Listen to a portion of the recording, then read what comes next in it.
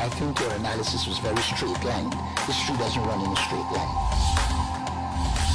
Kid, you cannot tell your neighbor he is stealing ducks when you are stealing frogs. As High Commissioner, I was wrong. As Charandas Prasad, I reacted naturally how any person would have. I did not come here for that kind of abuse. I did not come here for that kind of abuse. If you're going to go along that road, I'll walk off. But it's all okay once they're talking. If they were talking, I could not have been here today. You got ADHD. I got that thing. No, calm down. I think I've done enough in terms of taking our team out of trouble from losing. Come on, Lou Taylor. That's good. I'm reading the script now, and the first person that comes to my mind to play a detective, Yes, but okay, an it's good to- erratic Nikhil detective, is Nikhil Rodriguez. Why an African supping in young? Why a man and sup a woman? No, Gildarie, you deal with that. You deal with that. We must encourage platforms like this because it brings together different people and allows for discussions to take place in our country on a multiplicity of fundamental issues. Gildarie, you apologizing for something you think I did is wrong. I don't want you to do that, and you should not have done that.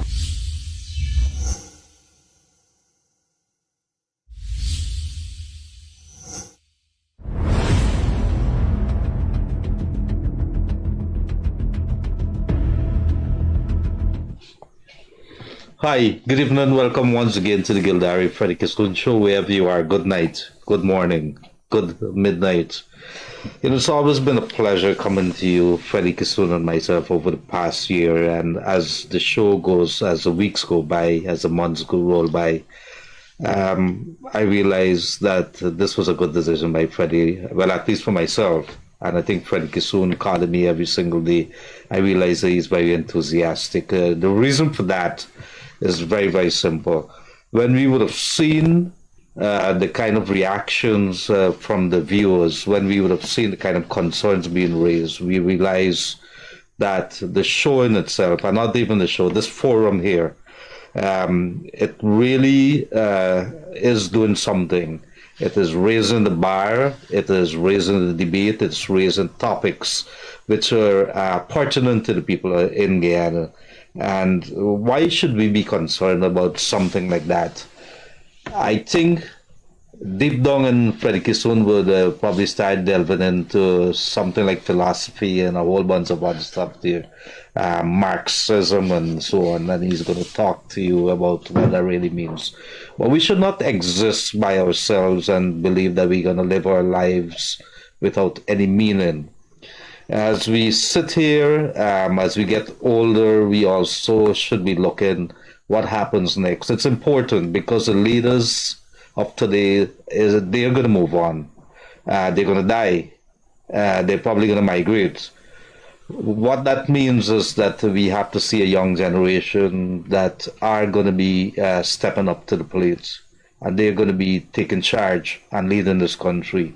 That is important for us, and especially for the families that they have children, and you want to see your children grow up in a world which is safe, which is progressive, which is sustainable. And sustainable, big word.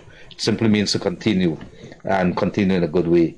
And as I look at things, I want to see my children grow up in a world, in a Guyana, which is very good, which is going to become one of the countries that people want to come to in the future.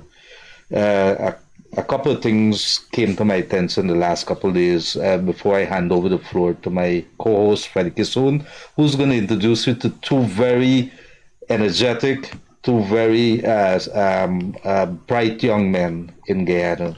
And I have the pleasure of sitting with them at Freddie Kissoon here tonight. That story that came to my attention recently was one with Keith Rowley, Prime Minister of Trinidad. And I want to raise this here because people call us from time to time and say, well, this didn't happen in fast enough. If you look to Switzerland and France, everything is happening. Why is it that the government of Guyana is not doing this? Everything is context. If you didn't have the money 10 years back, how are you going to get it done? If you have it now, how should you use that money? Keith Rowley was making a statement or making a remark, and I think he was very derogatory and very arrogant when it comes to Guyana and Guyana dollars. And the vice president of Guyana, Bai Jagdo, had the reply for him, and he was diplomatic, which is, don't disrespect us. He was talking about the falling Guyana dollars. We should look to Trinidad. But we don't want to disrespect Trinidad. In the good old days, or the good days when I was a little younger and Freddie was a little less grey, people were flocking to foreign lands, and we should not forget that. But at the same time, we have to protect what is ours and make sure as this country progresses that we're proud of this country. I stop here because from time to time people would call me, and I wonder if, while we say this in public, look what is happening with those bad roads in Guyana, look what is happening to the crime rate. It's as if crime don't happen in the country that they live in. We got to be a little more sensitive to the situation. We got to be a little more, put things in context. Simple as that. Good night, Freddie Kissoon. Over to you, sir. Thank you, Leonard. If you're in India, good afternoon. If you're in the UK, good morning. Elsewhere, good evening, good night. This is the Gildarie Freddie Kissoon Show. August finishes next week, and we will have completed 14 months. Throughout history, one of the driving forces of social changes have been young people. And that has been a tradition all over the world, in the ancient world, in the medieval world. Now, I was educated in Western philosophy, not the philosophy of ancient Africa, India, China. They have their great philosophers. In fact, one of our guests this evening is a poet. And when we had Swami Aksharananda here, I read from a book of poetry that the Western world did not know about, the poems of the Sanskrit language. They were very beautiful poems. So Western philosophy, it is said, began in ancient Greece. And you could say the pinnacle of Western philosophy was Socrates. And Socrates was put to death in a trial for corrupting the youth. That was the charge. And the reason for that is because the young university students flocked to Socrates. And Socrates passed on his iconoclastic, breathtaking philosophical thoughts to his student Plato. And then Plato wrote what is regarded as the first book, printed, published book in Western philosophy, The Republic. Really, for a book thousands of years ago, it's still difficult to understand. Really fantastic book, but that doesn't mean that there weren't other fantastic philosophy books in other cultures. So the point I'm making is that one of the driving forces of history has been young people, has been the young people in colleges, in universities, the young people in the workplace, as you could see what happened in France a couple of weeks ago. It was Walter Rodney in this country who voiced some disappointment in the youths. And as someone who taught for 26 consecutive years at UG, I have had my deep and anguished moments with our youths at UG. I hope things have changed. I hope things have changed drastically, because UG student population, I have said it in so many columns, have been the most dormant worldwide. I think even in authoritarian states where people are frightened to protest, Iran, Cuba, the youths have come out. So we have this evening two youths from University of Guyana. One is in fact the president of the Student Society, which gives him greater leverage to get things done at UG than the average student. The other one is a third-year medical student, and he is known nationally for his politicized letters to the press, social letters to the press, and also regarded as an up-and-coming national poet. We will take it alphabetically. Shaquawn Gill is the president of the University of Ghana Student Society, a third-year major in mass communication, which is related to journalism. And he has represented UG in the basketball tournament under 19. So quite a fulfilling life so far. Nikhil Sankar is a third-year medical student, and we will ask him to read some of his poetry tonight. Shaquawn, thanks for being here. Thank you so much. And we will certainly ask you about my alma mater, UG. Yeah. Sure. Thank you. Thank you so much for being. Thank you so much. I'm not for shaking allowing us. hands, Freddie. So, Thank you for having me. before we went on air, I was telling Shaquawn that it's expected that people out there, the thousands out there, would say, well, aren't you going to ask him about UG? Of course, this program cannot be complete if you have the UG Student Society president and he's not asked question about UG. Now, one of the things that have been on my mind, and I've expressed it at UG as a lecturer, I don't know if it still happens. If it happens, I want you and the people who are listening here and the parents and the government to stop this nonsense. Let me tell you what happened 20 years ago. You used to pay all your money at the bursary. If anything related to paying, there was a bursary at the back there and a cashier. And 20 years ago, the place was robbed. And UG decided that they would not do any financial transaction. All has to be done through the bank. You have to pay your money, your fees at the bank, registration, everything at the bank. Times have changed in Guyana. You can't go to the bank. It's a hassle. You can't drive down Georgetown. You can either get hit by a truck and die. So I'm asking you, Shaquawn, do you still have to pay your fees? Do you have to pay any related financial transaction at the commercial bank if it's related to UG? Well, no. That's my first answer. Let me say before I explain. Thank you so much, guys, for having us here. This is a seat that I've been hoping to sit in for quite some time now. These are seats that... Well, we can welcome you back here again. You just tell us when you're ready. Yes, I'm happy for that. But no, you don't have to. Because of the technological advancements, luckily, and I'm not UG's PR here, but they have included some other services like MMG, SurePay, of course, that you would find in locations across the country, Massey, the supermarkets and stuff. So you can go there as well and pay your fees, pay your facilities fees and stuff like that. So you don't have to go to the bank directly. Okay, but here what I thought Mr. John Siram, the finance director, did, and that was wrong. He then threw the burden of financial transaction to the student rather than UG providing security.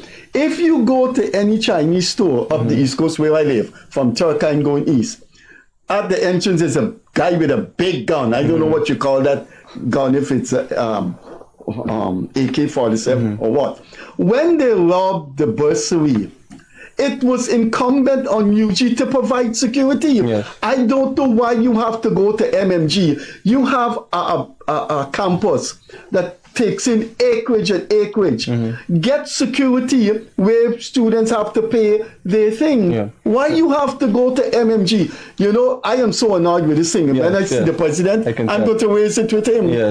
People, my daughter is doing her master's in international journalism in London, and the financial transaction is done on the campus. Mr. Siram did that thing 20 years ago, and UG administration is stuck with it. Go to the bank, pay your fees, go to the bank, go to SurePay. That is an atrocity.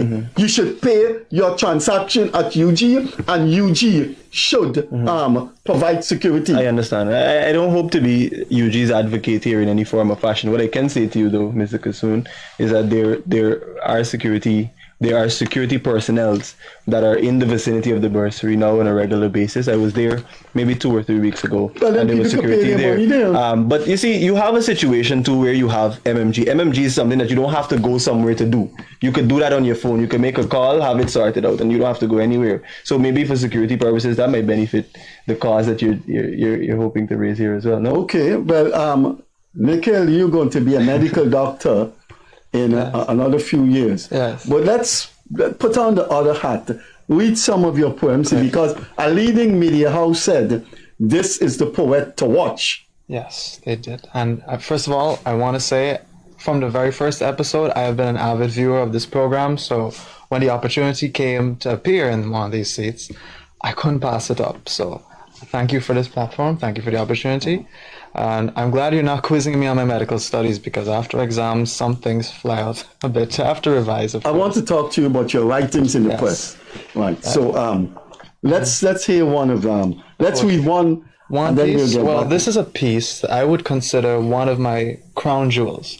When I wrote it the first time, I thought to myself, I don't think I can top this. And every piece since, I wouldn't say has surpassed. It's only been at that level. It became a sort of threshold. And I think you'll like this because it ties into a lot of what I write in my letters too.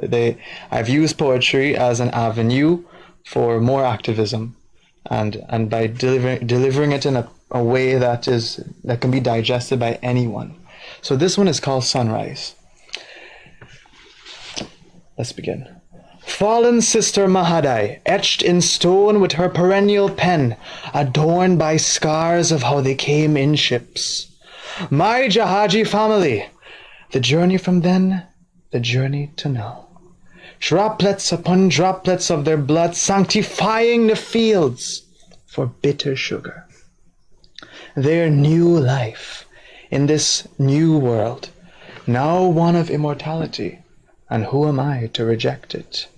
Corridors and corridors I dart through, totally lost on this path, wearing masks. Who am I to become as I blossom into manhood? The time has come. A new diya in my heart has been lit. Its searing flames forming avenues. Its searing flames forming the soul of this new man. The answer is quite clear now.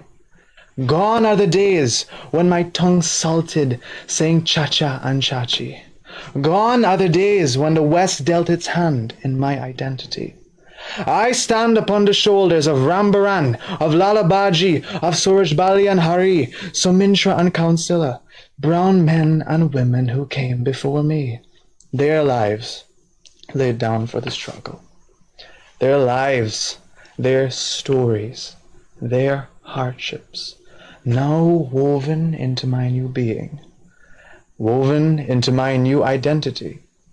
As I go down this calling path, breathing new life into the fire of my Atma. And who am I to reject it? That was from Dr. Nikhil Sankar, poetic doctor or medical poet. I don't know which one you prefer. Young man, how old are you? I turned You don't ask people the age. You always ask people. You don't tell me. You always ask people the age. You to ask, okay?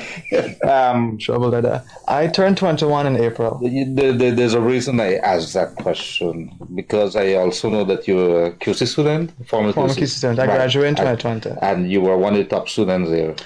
Well, I wouldn't. Well, I mean, not the top student, but I would frequently do well. Freddie, use the word politicize letters. I want to ask you, if you're in UG, and I'm going to ask you the same question, sir. If you were to meet the president tomorrow morning and you would have to make 3 recommendations, or let's say 5 recommendations to better UG, to improve it dramatically, it doesn't have to cost a lot of money. It will cost money, but we don't have the kind of money that we would need to really do a drastic overhaul. But maybe 5 things that they need to do to UG that is going to see improvements that is going to impact so very positively. I could say the first one that comes to mind is making UG free. I think that's what comes to everyone's mind right now. We want UG to be free. It's you know, for my fees to be paid, I have to I rely on loans or grants, you know, and sometimes scholarships. So it's very expensive, especially as a medical student, it's very expensive. So if that could be lifted from our backs, I know the president said that by the end of the first term, UG will be free. So I'm anticipating that, and everyone I know is anticipating that. That's the first thing. Shaquawn could help me here, but that's the first one that came to mind. A lot of my student life is these days based on in GPHC for sure. I would also say I would say that we've embarked on a new, with the classes being made face to face, but this wouldn't be for the president. I like how we sometimes can shift from hybrid to in person for sure. As a student, I found that to be less time consuming from travel. Okay. Our sincere apologies there, ladies and gentlemen. Beyond circumstances, beyond our control, technical issues with the internet. I think we're live back again. Okay, let us, for the sake of our viewers, let us start back with the question to Nikhil and then the question to him. Sure. And we'll tell the operators we have to go 10 minutes more. Right. So we give you back the time. We apologize for that. Before we were so very rudely interrupted by the internet and by technical UG. things. By UG, according to Freddie. I have no into part the in that ocean statement. and interrupted the subsea cable. The question on the table to the two gentlemen, young gentlemen here, is that if they were to meet the president tomorrow or anytime, and they were to make recommendations, things that could work, that are practical, what would they say? And so, Nikhil, we're going to give you an opportunity to jump right in. Right, so the first thing off the bat is, if I were to meet Dr. Ali tomorrow, the first one that comes to mind is make UG free. I think when I say that I represent all UG students, I'm pretty sure all of them want it to be free too. I know as a medical student, the fees are quite a bit, so I usually have to rely on grants or loans. So I don't know, and I know most of my friends too rely on the same avenues to pay our fees. So if I know it's a campaign promise, it was one of the standouts from the campaign, and I know the government said that by the end of this first term they will make UG free, so I'm heavily anticipating that. Heavily anticipating that, and I think I speak for all students too. And Shaquawn, I know would help me with some too, because he has oversight as president. So apart from the university returning, I guess, and I think you wrote about this to its place where it wasn't attracting a tuition. We also want to see the revitalization and even improvement and enhancement of extracurricular activities at the University of Ghana. Academia is fine, but I believe strongly. I used to go to St. Joseph High School, and one of the things that I remember all of my teachers always saying is that the St. Joseph High School attempts to craft and create well-rounded individuals. And that would mean they would ensure that you're involved, whether it's in debating, in sporting activities, whatever it might be. And so the university has to take the same approach in ensuring that, yes, academia is fine, tuition is taken care of, but at the same time, or the government rather, at the same time, we're taking very specific notice of what needs to be done in extracurricular areas. But not only that, we can make academics free at the University of Ghana. We can enhance extracurricular activities at the University of Ghana. But if university students have to sit in the same, usually in the classrooms that are in much need of rehabilitation, and they are uncomfortable in those classes, that as well poses a significant challenge. And so if we're going to talk about the UG being free, talk about enhancing extracurricular activities, we must talk about the retrofitting of classrooms, of facilities at the University of Ghana, both Turkine and Teen campuses. Yeah, because that reminds me of giving somebody a house lot. You can say, go and build a house for your family. And when you look at the house lot, it's in the bush with behind God's back, no as they say. So if you're going to get free education and you're going to put your rucksack on and jump in a bus and go to UG, you must sit in a classroom where you're comfortable, right? Where the snow or the rain and I'll get you. But we will come back to UG simply because you are the president of UG, and you're being interviewed by someone who graduated from UG and spent 26 years there. But let's shift the focus away a little bit from UG. You have a very impressive youth curriculum vitae. You were youth parliamentarian in 2018. Then you became a mentor to youth parliamentarians, and you were youth ambassador. What is your opinion of our youths as an accomplished youth leader? Our young people in 2023 are ambitious. I have recognized that young people in this country want to achieve. They want to be greater than what the history tells them has happened in the past, and they want to see Guyana become something great. And I think with that drive and determination, and with the place that Guyana currently is in as a result of the emergence of the oil and gas sector and all of these subsectors that are performing tremendously as a result, those opportunities are available. I think that is the majority of young people. It would be remiss of me to sit here and not acknowledge the fact that there are some young people who have not gotten onto that train of ambitiousness and who are sitting and waiting for the next dollar to come to them. And I don't believe that that is an approach that anybody should take to life. And I would say publicly that there are young people that are like that, and we have to do some more work in getting them involved and allowing them to recognize what their path is in life. Nikhil? Yes. So as a young person, I would have to say that I think we are at a pivotal juncture in Guyana's history. As it relates to being a young person, I think we are at a point where we are trying to forge our identities as a nation and as ourselves as a whole. What does it mean to be Guyanese? Look, we are a baby nation in comparison to the developed states. We got our independence in 1966, and afterwards some may say, well, we had 28 years of, I would say, stagnation. We are still on the path of development. We are still answering that question of what does it mean to be a youth in our Guyanese society. In some ways, I would say we are now trying to find the soul of our country.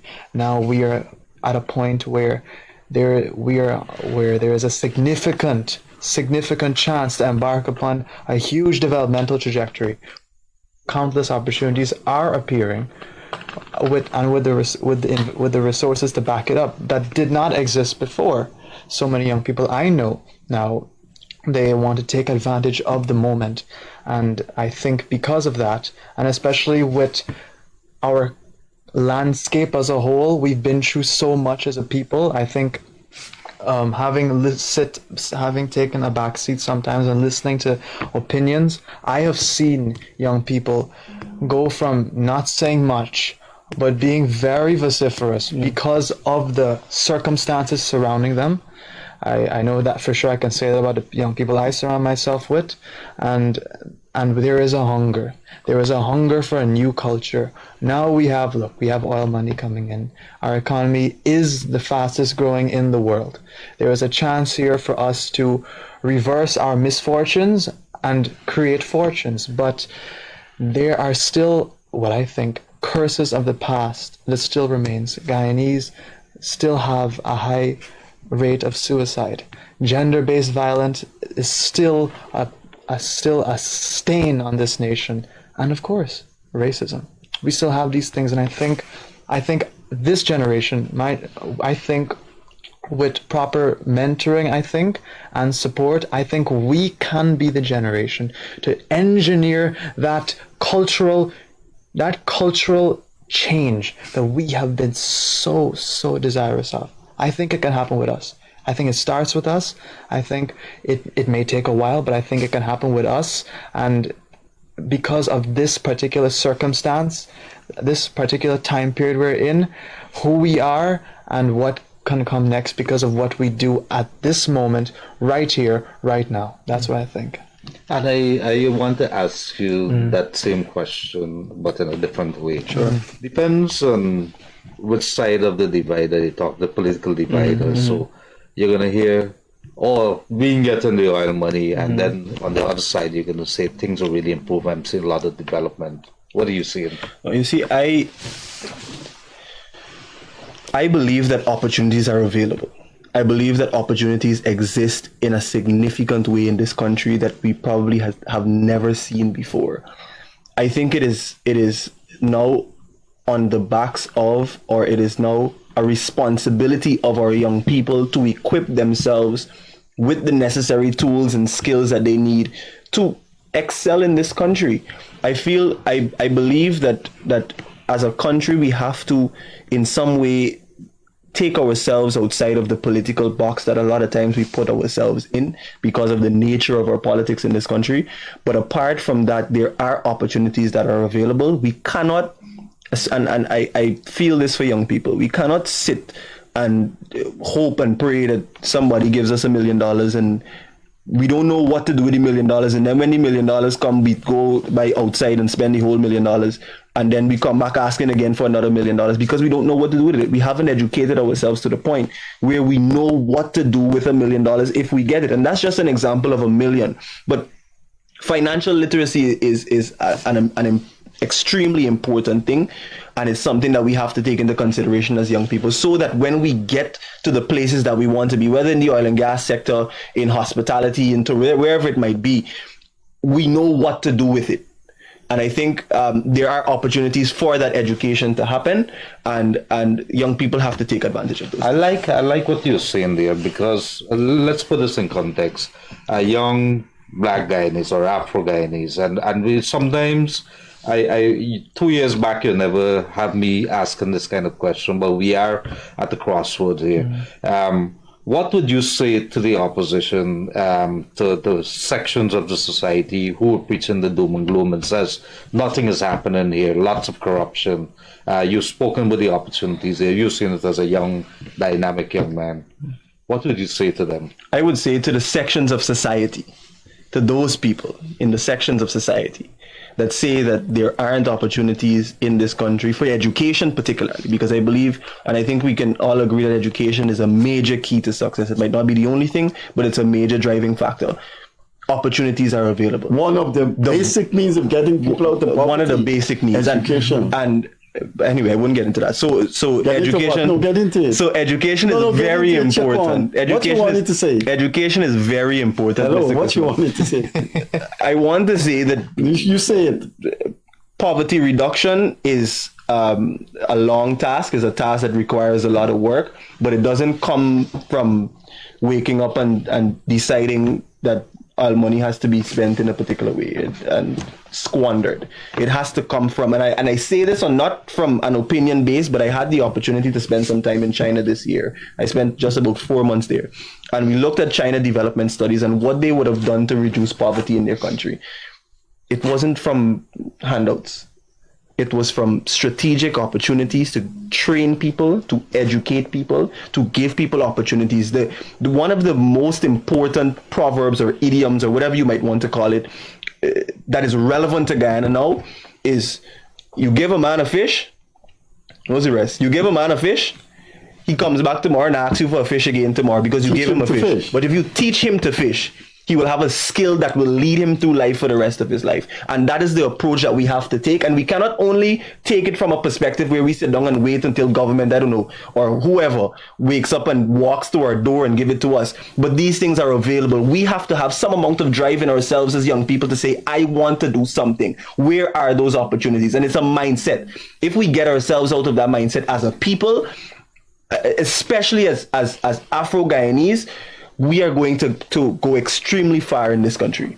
And that is the mindset change that we need to have. Gildarie, he sounds like someone majoring in political theory, economics. But what's exciting about this, right? We have young people in Guyana, brilliant people, and these are UD students that are not afraid. They're not afraid of any vindictiveness from our leaders. And they're saying it. And they're saying to our leaders. And you know what's interesting about this? is that what I raised a little earlier. Nikhil talked about racism, and I wanted to ask him a question, but I'm going to ask you in a short while. Okay. But it's the fact that he's not afraid to call out his own, what some people would say is his own, is not the own. We're all Guyanese at the end of the day, but you're not afraid to say, hey, you guys are wrong, there are opportunities here, and that I admire. And I must say that this is the kind of people that we want in our society as our future leaders. I must say that we have a problem in this country, but it's more than. And I don't want to feel as though I'm bashing a specific section or maybe persons who don't see a lot of these opportunities because they don't come to their door front. But at the same time, we have to make a decision for ourselves. I know a lot of people, and because of the platform that I have now, which I'm extremely grateful for. I know, and this young... That is the UG? Yes, the UGSS. I know a young girl who just got the opportunity to go to youth parliament this year as a result of the UGSS intervention. And she's posted her story on Facebook about how she grew up in a single parent home where her mother couldn't feed them every day when her classmates were eating fried rice and fried chicken and thing from the canteen. She had to sit down and eat a slice of bread with water in class when everybody else is eating, and they ask if she's hungry, she has to say, no, I'm not hungry, because she simply had nothing to eat. She's a youth parliamentarian now, and she had the opportunity to have her voice be heard on maybe the largest youth platform that this country has. And that didn't come because she sat down and said, well, nothing happened in this country. It came because she got herself involved. She showed that she has a talent in a particular area, and people who were in a position to expand that, which was myself, and I'm grateful for that, gave her the opportunity to do it. And that is what we have to do. We have to find ways to create opportunities for ourselves on a low level. The problem is a lot of times we see small things and we say, me doing that's not for me. There's small man thing, and we neglect it, not recognizing that might be our very path to the place that we want to go. Nikhil, you want to add to what he said? Shaquawn sound like a politician, so we're going to cool it down and then stir up the heat again. I do agree with what he said. Let's have to a cool poem. down the heat? Yeah, let's have a poem. Second poem. Let's have a second poem. Let's see. You've been dubbed the poet to watch. Poet, you know he sings, right? Huh? He sings? That is okay. We're gonna let's look. He's gonna sing this. But I'm interested in poetry. Gildarie, prepare something to sing. Gildarie, you have something prepared to sing? No, Gildarie, to sing. Please, Gildarie. No, there are more times to come on the show. Okay. What I want to say though, what Shaquawn said, I want to let things spike. Don't worry, the temperature won't go up. But as I said before, it is what we as young people do right now. Right here, in this moment, what happens now will define us. The opportunities that are here now were not so prevalent in the past. And so I really think that this generation, once we don't go by silently into the night, and we seize the opportunity, and we make our mark, I really think we can make the splash that so many people who have come long before us and past that have wanted to do, I think is possible with us. And that is why we cannot go silently into the night.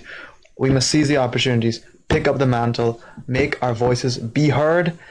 And when I said cultural shift, I'm not talking about singing and dancing. I'm talking about attitudinal changes, an ideological shift from an ideological standpoint, how we view situations, what we do, what old norms need to be a thing of the past. That's what I mean. So if we can effect that change, I think this will be the one that all of us, that you, when you're in your days at UG, when it was less gray, black long hair, flower in your hair, that change that you want to come, stick around, because I think it can come with this generation. Gildarie is a Philistine. He wants to hear music and you singing. Let's introduce him to poetry. Let's get the second. You're a man of the moonlight. Let's get the second. Walks on the Denmark Harbor Bridge. Let's get the second. But the piece you want to discuss the piece I did? No, we just second poem. We're going to come to that. Will we discuss it? Okay. Well, this is another piece that I would say it's It ties in again to what I usually write in the press. Usually what I write in the press. And I send this one into the press. It is called Terror Grips the Land. It is a poem done in commemoration of the Lusignan massacre. Okay. Yes. Let's hear it. Cries of anguish grip the air. Sinister shadows dance across the land. The calm and quiet of 2 a.m. are no longer. Instead, permeating after the loud noises are confusion, agony, and despair. Thundering down doors in the darkness from whence they came, not to take goods, not to take money. They are here to take lives. These emissaries of death, hailed freedom fighters by influential delusionals, cheering them on through the airwaves, cheering them on as part of some cause, unaware of the horror they bring, unaware of the dreams they crush. But these are no fighters of no freedom. They are the demons of hate, venom flowing through their veins.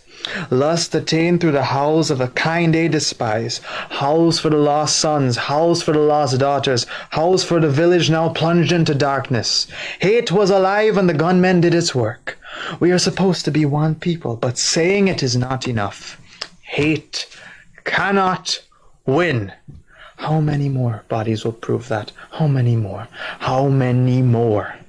Until we realize that love is the answer. Tell me, the pivotal question remains as we bow our heads and reflect, and as these lost souls walk on to eternity. That's it. Medical doctor, poetic doctor, or medical poet? Which one is he? Shaquawn, yes. How you came to go to China, and what have you? How you find China? That was through an opportunity that was provided to me by my job.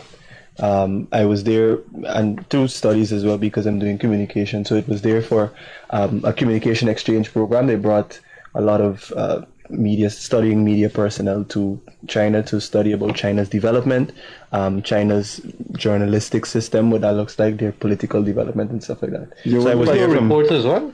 I work at DPI. At DPI. Yeah. You were impressed with China? I was, phenomenally, especially, like I said, the poverty reduction strategies that they do have. It was phenomenal. Nikhil, what's your experience in the medical field? Have you done any work as a student in Junction Hospital? Well, here's what. I just finished my second year, and no, unfortunately, no. The first 2 years are where they cover the basic sciences like anatomy and physiology. So that is, it's more classroom based, and you have to consume a lot of content within a short period of time. Find quizzes, presentations, midterms, and exams. The thing is, we would be at GPHC, but in the classroom section, and we would do some lab work. Like, for example, one of our courses, hematology, when they showed us how to check for blood type, they took us to the blood bank section, and they showed us those practical things. But what I'm going into now, third year, that is where we go out into the fields, we go into the health centers, and I think from semester 2, then we'll actually be on call. Like the on call, we do all the 24-hour shifts and stuff like that. You have one more year. I have one more year. And then you're going to go back to Department of Public Information, or you're going to spread your wings? Well, we'll see what the future holds. You sound like a politician. We'll see what the future holds, Mr. Gildarie. The gentleman, the question would always come up here, if you're serious about this country, about legacies, about the legacies of our leaders, about people within society, about the legacy of Freddie Kissoon as well as Nikhil and yourself. The legacy of Dr. Irfan Ali, as president of Guyana, he would have inherited a country or he would have been sworn in as a president of Guyana at a time when oil was here. Could have gotten it very wrong. Did he get it right? What would you say about this president? Let me start with you, sir. I believe in any country, in any democracy, there is always more to do and more that can be done for the citizens of Guyana. I believe that, like I said, opportunities are available. and we hope to see so much more happening in specific relation to our oil and gas sector. I know that the Petroleum Act has recently been passed, where we're going to see 10% royalty now as opposed to the 2%. We're going to see lower cost recovery at 6 to 5%. Is it 6 to 5%? I think, and so that is going to bring specific benefits, and so of course that is a commendable direction. Apart from that, we have the Local Content Act that is also allowing Guyanese specifically, though it has been marred to some extent with some specific incidents. You're talking about specific incidents, but overall, I think that it has provided opportunities for young people. Of course, more needs to be done so that more young people can get involved, can be a part of this. But it would be remiss of me to say that opportunities aren't available. Yeah, but that's the policies with regards to the presidency of Irfan but the man Irfan Ali. The man himself. Let's talk about that. I'm interested in that from a legacy perspective. President Irfan Ali has cemented himself over these last 2 or 3 years as a president that Guyanese may never forget. I believe that is as a result of his direct and deliberate attempts to meet people where they are, where be. Because I kind of indulge a lot in a lot of political conversations, and I talk a lot about politics, and I like politics. I follow a lot of what is happening in the country, and I've happened to watch a lot of the lives that he does when he goes out into communities like Alboistong, when he goes into communities like Sophia, Belladrum, and those things, and to get into communities where you historically are usually not allowed in or accepted in, and being able to reach people there and to have a respect in those communities is something that has to be commended, and it's not a high-handed approach. Interesting answer. I saw a couple pictures yesterday. I think is the opposite president or and his page. The man went to the short pants. I think he went to buy swims. I don't know. I'm just drawing some conclusions here. But to see a president who's so busy flying in and out the country, going all around the place, with the short pants and the slippers and sitting down there with the coca cap and with the people, I thought, is either he's a good PR person or the man is just damn down to earth. But you know, I like that. You know what you call that, and it's basic to connected. It's basic to West Indian politics. Groundings, yeah. Mm-hmm. He's grounding with people. And to a large extent, Burnham and Jagan understood that. After Jagan and Burnham, that kind of grounding in the West Indies and in Guyana began to fade with our leaders, because after Burnham, you had Mr. Hoyt, and Mr. Hoyt was kind of stiff, right? Then after Jagan, you had Mrs. Jagan, and she was in advanced age, and you know, so then you had Sam Hines. So what I think he has learned is the politics of grounding. You get. I remember something Obama did that no American president ever did.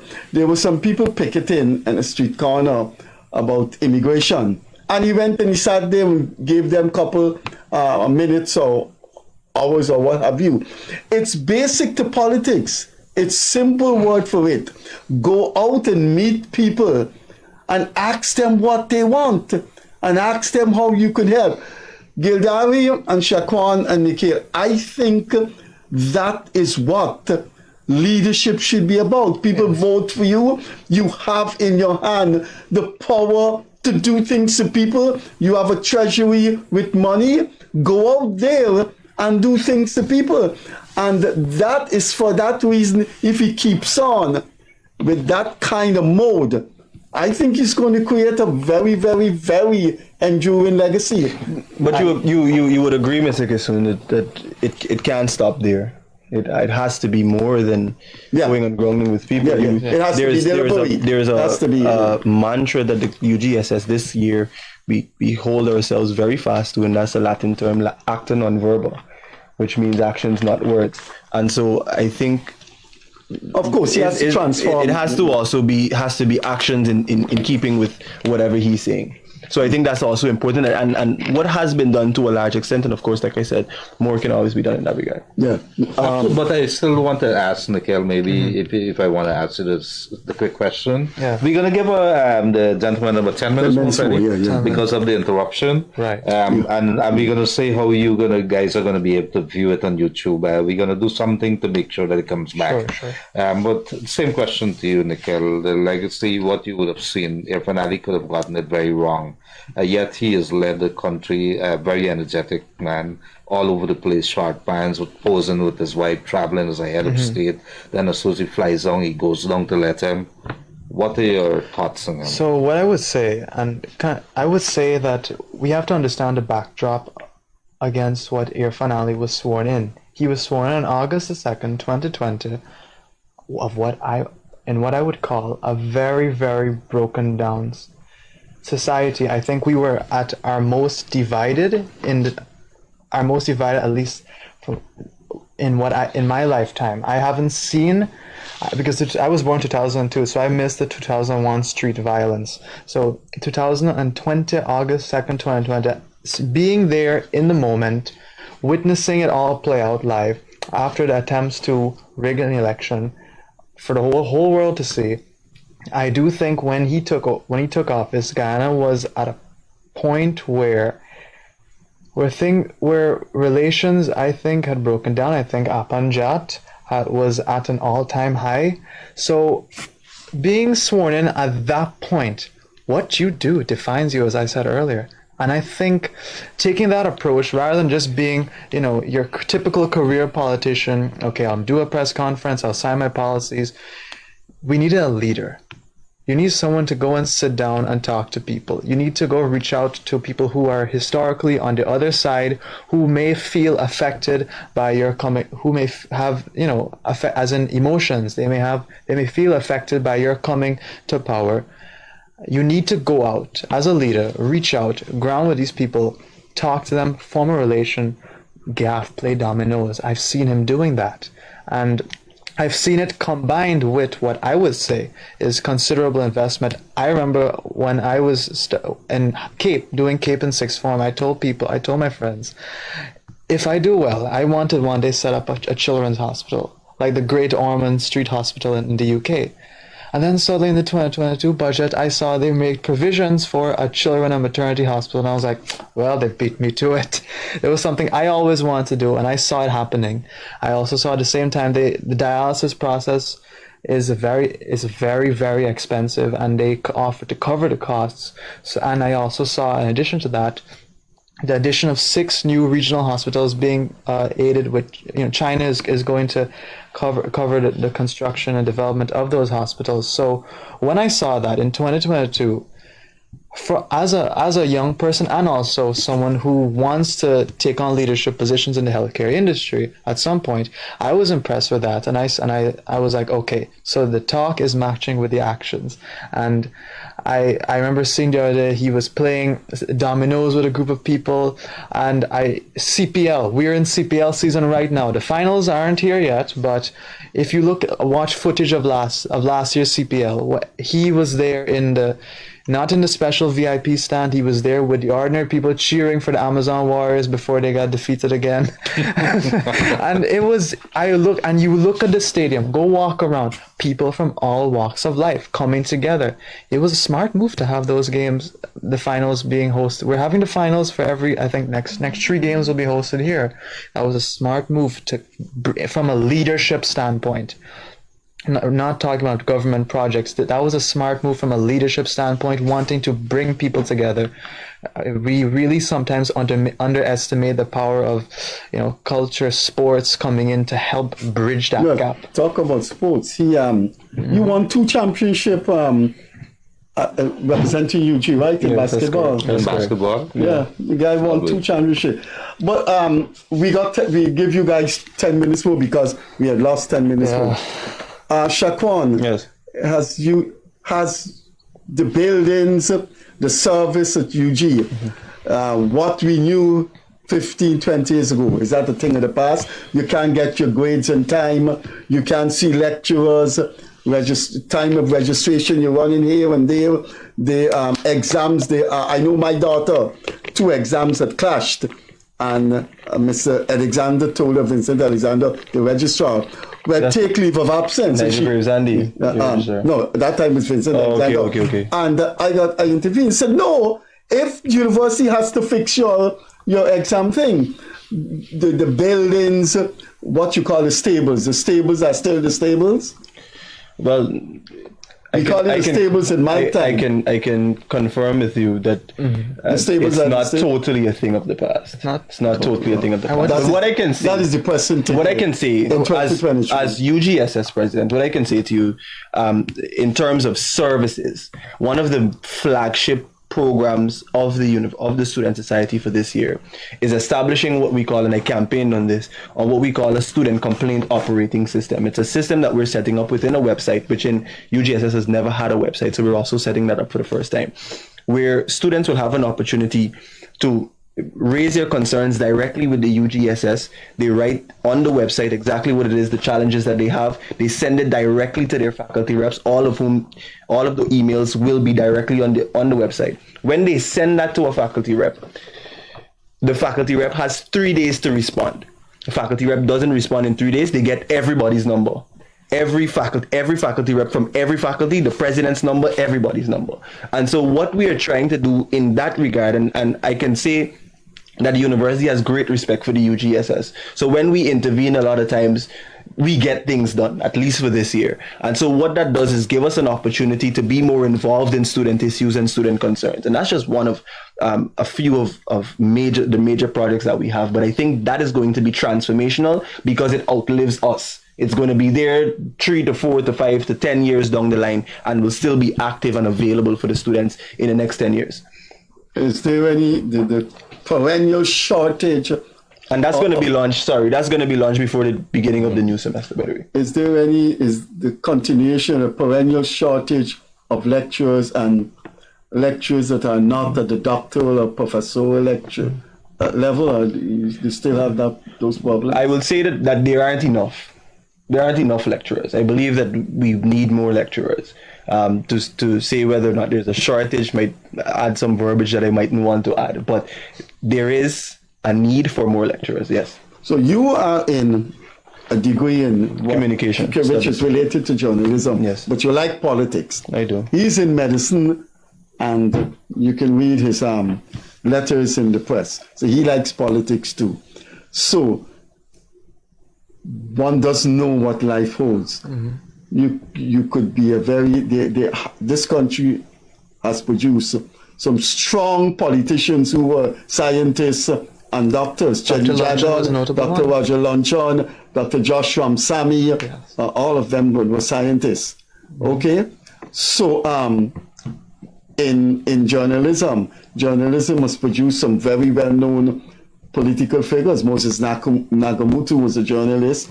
After he left the army, the former President Granger used to run a journalistic outfit called Guyana Review. Yeah. Mm. So you see yourself going in that direction, both of you? You can go first. I believe that my calling, and I'm very heavy on what I think God has placed me on this earth to do. I believe that my calling is to make sure that young people are not left behind, whether young people now or young people 10 to 15 years down the line. I believe that I have a calling to serve and represent people, and do that not through verbs and gaff, but do that through actual service. And if that leads me in the direction of whatever it might be, I'm happy to answer to my calling. So to answer the question, I continue from Shaquawn, how I got into activism in the first place was in 2020, during the election, I was going through a very dark period in my life. And what I would say is I credit my activism to pulling me out of that place. And I remember looking around me and writing heavily about the rigging that was going on at the time. And I remember some of my own friends were writing to me saying, "Thank you, we don't want to say something. Thank you for saying this." And I felt a great weight of moral responsibility and glimpses into the future, I would say. And I wouldn't say hallucinations, but thinking into the future, and I realized that I have a voice. I had a pen, I had outlets like Facebook, and now I've even adopted my art forms as ways to say what is on people's minds. If by one poem, one letter, or coming on this show, I could say something that impacts the life of someone somewhere out there, and I say something that represents them, and they say, hey, he has been my voice, then I could die knowing that, in peace, knowing that I fulfilled my destiny. And if it takes me to higher avenues, like political avenues, then I'm up for the challenge. I want to try something innovative here. Gildarie was always saying in this program, I'm crazy, and you don't understand. You could, on your smartphone, you could have a poem and ask Shaquawn to read it. Let's see how good he is. I got one. I mean, you have done that.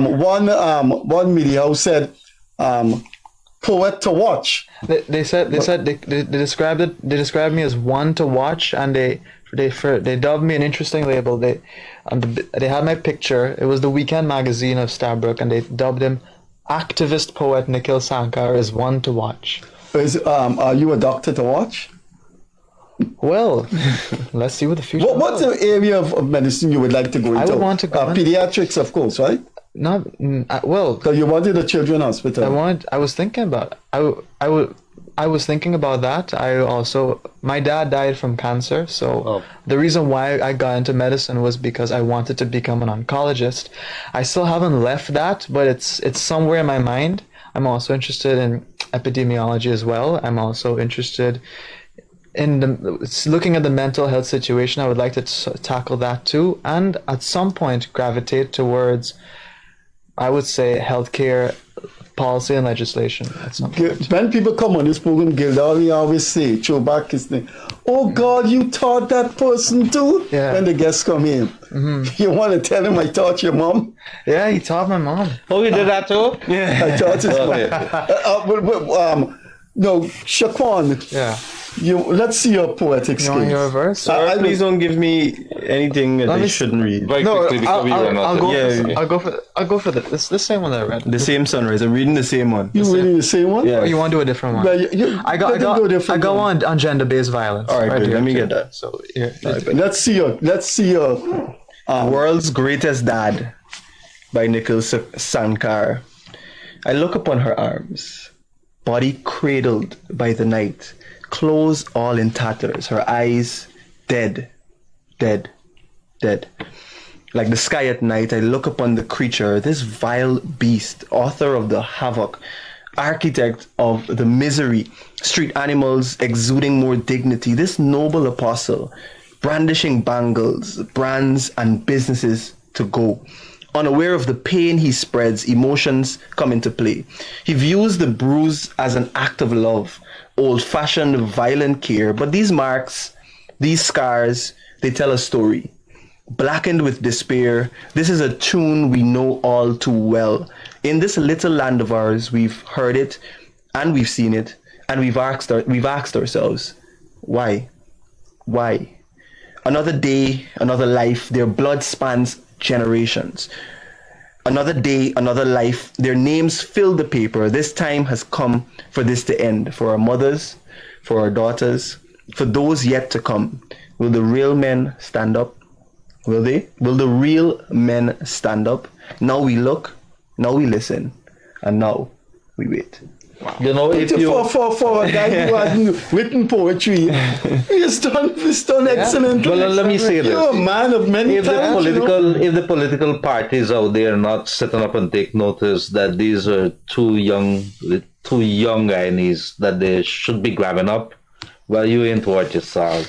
Let me tell you that. We just have about 2 minutes more. Yeah. I guess you would want to very quickly have an opportunity to say something to the Guyanese people. As a closing. I'm not sure but you say something. Just say anything to anything comes here. Thousands of people are watching you. Address them. Well, first of all, I thank you for having me on the show. Once again, it was a great time to coming on.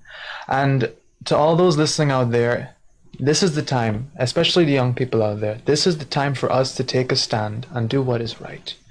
I do think, though everyone who came before us, all those who came, their blood spilt for this ground for us to walk upon. We must take charge. We must seize the moment. I think we are the ones who will craft out this soul of the nation. We are the ones who can actually bring this new Guyana that we have been yearning for ages and ages. What our grandparents have wanted, what our parents have wanted, it starts with us. And I charge each and every one of us to stand up. Stand up. Do not let anyone make you go quietly into the night. Never stand down. Always stand up. There's someone out there who is listening and who is watching and will feel better by what you say and do in that moment. Before Mr. Gill comes on, you want to say happy birthday to your mom? Somebody says your mom You remember? Birthday? Yeah. Today is my mom's birthday. Today's your mom birthday. Yeah. Please tell her old professor. Somebody says it's her mom birthday. That's how I know. I don't know about that. You just speak. Okay. Happy birthday to you. No, let's sing. What's her name? Nandini. Nandini. All right. Happy birthday, Nandini. Happy birthday, happy birthday, happy birthday to you. May the good Lord bless you. May the good Lord bless you. May the good Lord, may the good Lord, may the good Lord bless you. That's how old she is. Don't think Shaquawn. Mr. Gill. Today's your birthday, right? No, sir. No, sir. I love this. Let me say, I may not have the poetic language as Mr. Sankar. You could read poetry well, though. You can narrate my audiobooks. Let me say to the students of the University of Ghana, I can say to you definitively now that you have a council and a leadership structure that is concerned about your development, concerned about your prosperity as a student of the University of Ghana. Not only doing that while you're a student of the university, but making sure that you have long-lasting relationships through networking that will propel you into higher heights. And we've been doing that in several areas. I can announce that we've, through a project in collaboration with the Ministry of Agriculture, we've put more than $500,000 into the pockets of regular average students through an internship program this summer. And so that is one aspect of everything else that we want to do, and we will continue to do, all under the premise and the slogan of being committed to serve. Freddie? No, I think that's it. I'll operate to say we've gone beyond the 10 minutes. Well, I think this is a good example of the future here. If you think there isn't a future in terms of journalism, medicine, politics, this is an example of it. And very young people. Thanks for coming in. I can assure you it won't be the last. Absolutely. I look forward to it. And if that doesn't, if you're a crying person, if that doesn't attempt to jerk tears from your eye, the presence of these young men here tonight, in my company, we're going to be part of the Housing Expo. Come there. Pixels Ghana Inc. has a general manager who's 23 years old. My technical manager happens to be 17 years old. And those guys are fantastic. No, it isn't. His mom said he has to work. He has passed his exams. His mom could say what she wants. That's child labor. You could say that. But our country, people who would have been saying that this country don't have good people, that would have been speaking about doom and gloom, and that question arose a little earlier. I want to say to you that that is indeed not so. The examples that we would have had, these young folks, they're role models, they're people to watch, and it's definitely Freddie Kissoon and myself. We're going to have them back here, and I want to also take the opportunity to wish you guys. I'm really, really amazed that we have in our midst people of your caliber. And I wish you well in your future, and we'd want to see you back here sometime or the other. But continue doing it, continue your activism. I'm excited for my children when I see people like you, and I hope that there are many more, because we would have to replace, or eventually our leaders are going to fade, they're going to grow old, they're going to die, and these are realities, and somebody would have to replace them. I want to say good night to you folks, and I hope that the show tonight, it has uplifted me, and it's something different. Freddie Kissoon and myself saying good night. This is Gildarie Freddie Kissoon Show. We're going to be back with you on Wednesday. Stay safe on our roadways.